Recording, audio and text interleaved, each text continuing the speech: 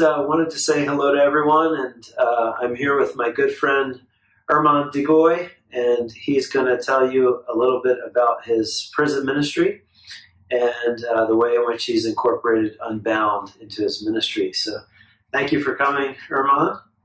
Glad to be here with you. I was wondering if you could just introduce yourself, tell us a little bit about yourself and your family, and how you came to know the Lord. When I came to America about 40 years ago, and got my family.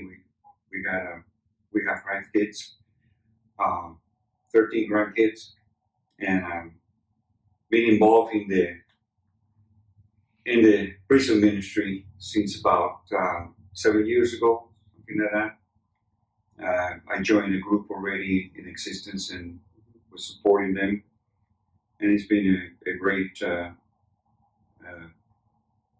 thing to do. Tell us a little bit about the prisons where you work. What's it like there? Yeah, well, the prison that I work in the Chester 3 area, and in multiple locations they have, and some of them come to our meetings from different locations as well. But mainly it's people in Chester 3 that we bring to the table, Yeah.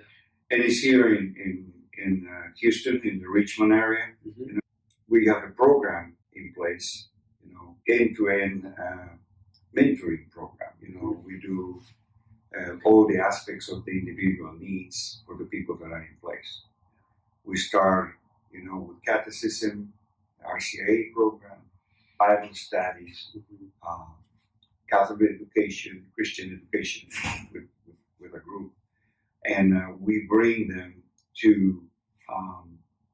Also, we have mass services on Wednesdays, sacraments. Mm-hmm. Wednesdays, we do civil programs, on Thursdays and Fridays. Mm-hmm. Programs like social values, Mm-hmm. Peer relations, skills for successful living, substance abuse, those kind of programs we did also for people. Yeah. So we cover all the aspects of the needs of the individual in the prison, So, yeah. And so also, well, after this program, we also follow up outside of the prison. Right. We help and assist them in finding a place to live if they don't have a place already. We place them in place to live. We help them financially for them. We follow up with them, with some of the mentors that we have, a group. We have about 40 volunteers working with us in the groups, So how did you find out about Unbound, and what made you think that Unbound could work in prison? Well, first of all, we bring to the prison, priests and deacons that come and support us, do the masses, confessions, sacraments, in the prison. What happened is that we have one of the priests there that was familiar with the Unbound program, which was Father Dad Home. He's the one that told me, he said, Hermana, it would be a good idea to bring the program to the prison. Mm-hmm.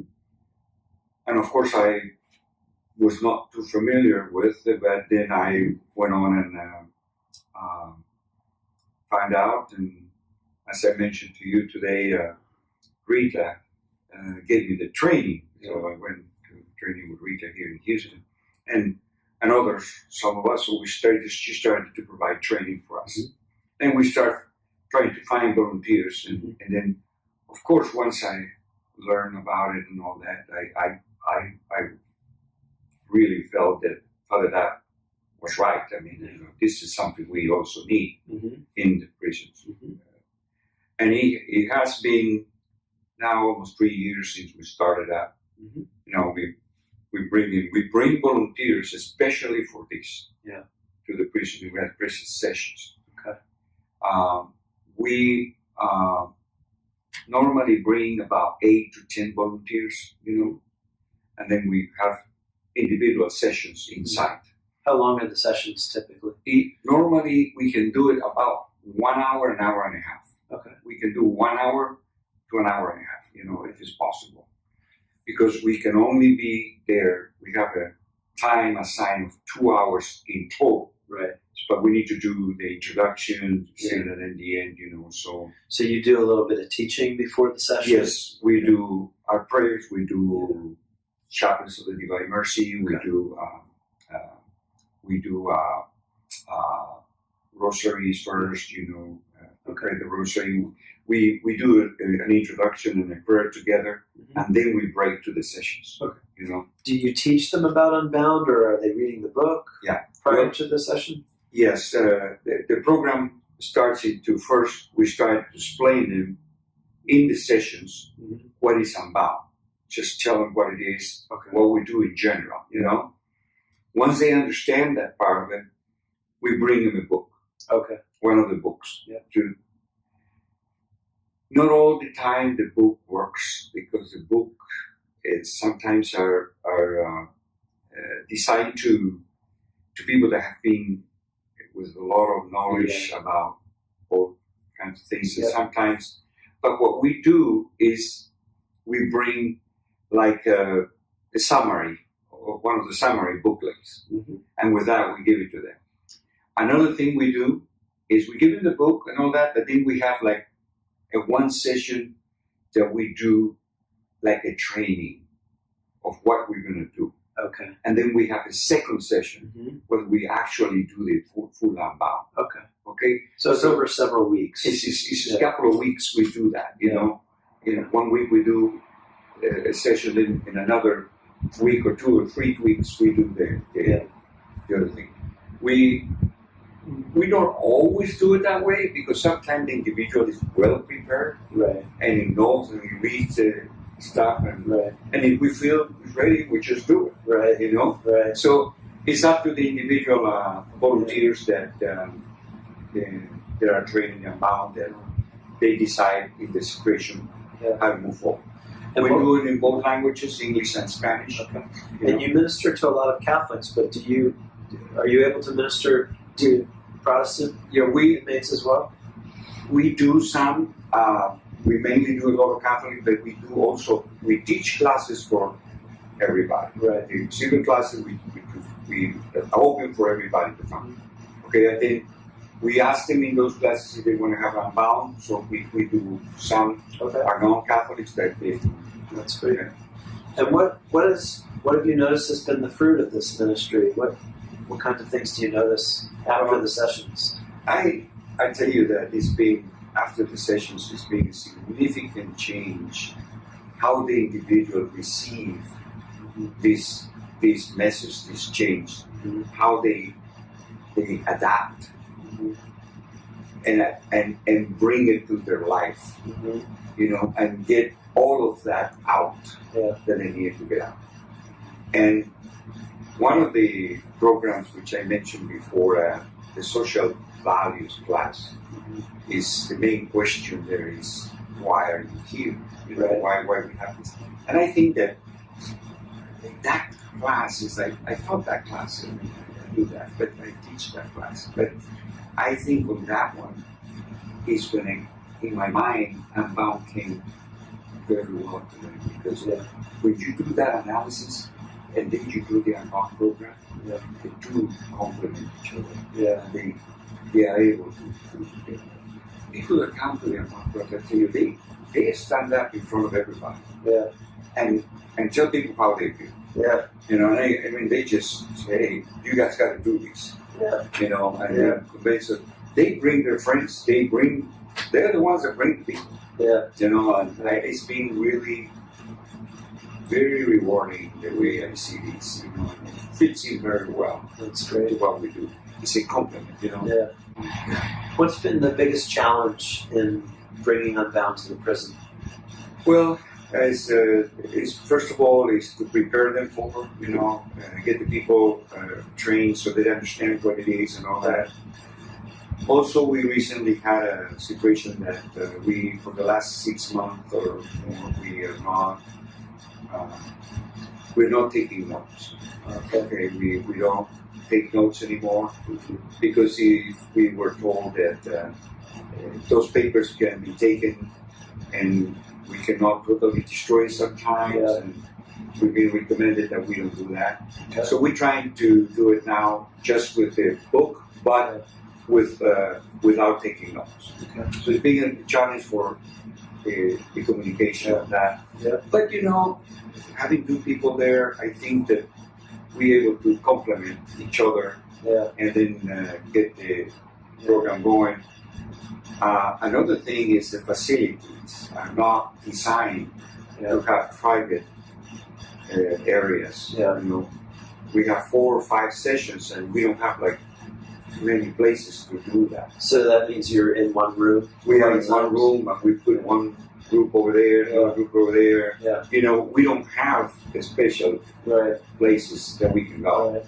So that's another limitation that we have. We need to work around that, Is there anything different about the way you administer to a prisoner that you've had ministry outside of prison? You've done Unbound in both circumstances. Yes. Is there anything different about an Unbound session that, things that culturally or just with the people you're working with, you do differently or you approach differently? No, I think we approach it all the same. Okay. As I mentioned, we really need to be sure, because when in the outside world, you have a lot more opportunities to talk, to bring them, to train them, to talk to them. Yeah. They participate in all kinds of sessions, meetings. They go to, they can attend some of the training programs and can see a lot more things, but inside, no. Mm-hmm. So one of the things that I do is I use the ones that we already gave in the Unbound program to start telling them what's all about. Yeah. Those kind of things. And so you earn their trust by allowing other people to tell their story. Yes, we also see that we have a refreshing, what we call them a refreshing session with the same people that we did. Okay. They come and ask us, can I have another session? Oh, that's great. I have something that I need to do. And that's good because they ask several times, I want to have another session, please allow me to do it.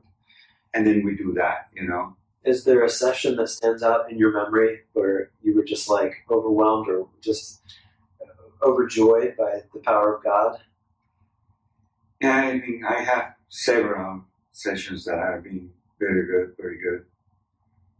There's one of these men that he was hurt, his legs and all that, and he was asking to this session, and he was also having some, mental issues, that he was dealing with, Yeah. And after the session, he became to the point where came back, and he's the one that stand up in front of everybody and ask the people, you guys have to do this. Yeah. This is absolutely great. Yeah. Things like that is what tells me how impacted people very, very well. I mean, it's like, it's a good feeling. I would not say it's a different, because the one that runs the session is not us. Right. It's him. Yeah. And he is the one that brings it up all together. Amen. You guys have put together a great, great tool. I call it the mirror. You call it what? The mirror. The mirror. You bring it up and they see him. Yeah. We don't do much. Yeah, that's right. We don't do much. We just bring him and that's what he does. So how do you, if you were speaking to this group and many folks are just considering prison ministry, how do you get started? How do you help people grow a ministry? How do you find those kind of volunteers? Well, it's been, for us, I mean, we have volunteers from multiple churches here in town, and we normally go to the ones that have a healing program in place, and those are the best to do, and they bring them to the table, and we put a team of about, I would say, depending how big is your ministry and how many sessions you want to do, we put together like 10 people that we can bring. Sometimes we bring 8, 10, but we cannot bring more because also the limitations of the space. Yeah. And so we start out. Once you select them, then you need to get approvals to get them inside. Mm-hmm. They need to get a training program. They need to be approved, and that takes about 2 months of work. Okay. Before they can get in. Yeah. And then also, it's good to do it as an integral part of the ministry. Yeah. You probably should do it in one of the sessions that you do. Mm-hmm. We do it in the RCIA session. Okay. We call it the RCIA session. Mm-hmm. We do Catholic Bible education. Yeah. We do RCIA. We do those things. In that session is where we break for Unbound. So it's one part of a much larger. Yeah. And it's focusing on the whole person's life. Right. Getting them ready for the outside world. Right. What would you tell someone who is new to the prison ministry? What they'll be facing in terms of what are the prisoners going through? What are the experiences that they bring to you? The individuals in prison, they have a story to tell you. Mm-hmm. And the story to tell you is very, very, I would say, very hard to deal with. Pretty heartbreaking. Heartbreaking. They start out with since they were children, when they're born, they had all kinds of issues. Yeah. Their drugs abuse involved, alcohol involved, abusing involved, abandoning, changing. I mean, the stories that you get. Yeah. The confidentiality is the most important thing that we need to keep. And can you tell me maybe just one success story, someone that you is now outside of prison that has their life has been changed and something that just brings you a lot of joy? I have one friend that is out now. He's running his own little business that he has, and he always tells me how that moment changed his life and how he really see the forgiveness that he got for himself and for others brought his life back. Wow. And he started walking with that, and he always remembered that. He always tells me that. Yeah. Is that did it for me. That also hit me very hard. That's great. And you see all kinds of stories. I just got a friend that called me and told me that he's got a job with a very great company. Yeah. And he's going to get married too. Wow. So he just sent me that. He was in the program too, and it was great. It is, a lot of them. I got last week a meeting with one of them that is outside and asked me if we can do an Unbound program again to him. So we're going to do that too. That gives you the feeling of how they feel about it. Yeah. Well, that's wonderful, and I just want to thank you for sharing. And I know it's going to be a great encouragement to those who are learning about the ministry and also how to bring it to prison. So may God bless you and all you continue to do. Thank you. And you know how much I appreciate what you guys do. I mentioned it before, and you guys do a great job. You can put a program together that is very, very inspired by the big guy. God bless. Thank you. God bless you. All right.